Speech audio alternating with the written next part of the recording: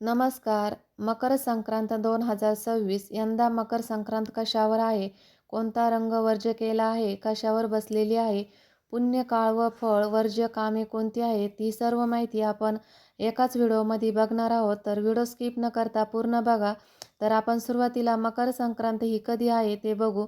तर बुधवार दिनांक 14 जानेवारी रोजी 2026 रोजी मकर संक्रांत आहे. दुपारी 3:06 सूर्य मकर राशीत प्रवेश करीत आहे.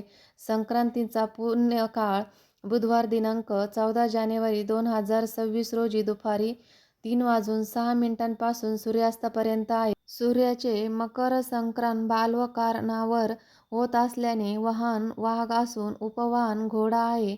तिने पिवळे वस्त्र परिधान केले असून हातात गदा घेतली आहे. केशराचा टिळा लावलेला आहे.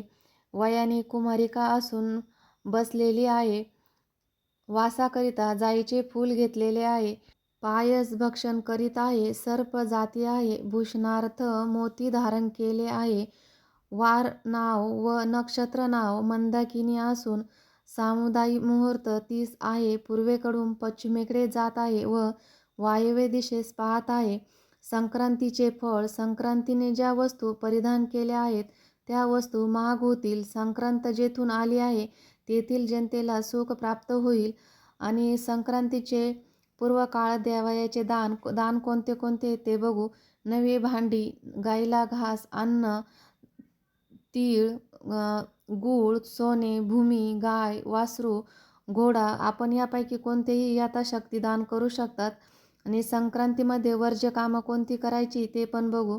तर दात घासणे, कठोर बोलणे, वृक्ष गवत तोडणे, गाई म्हशीची धारा काढणे.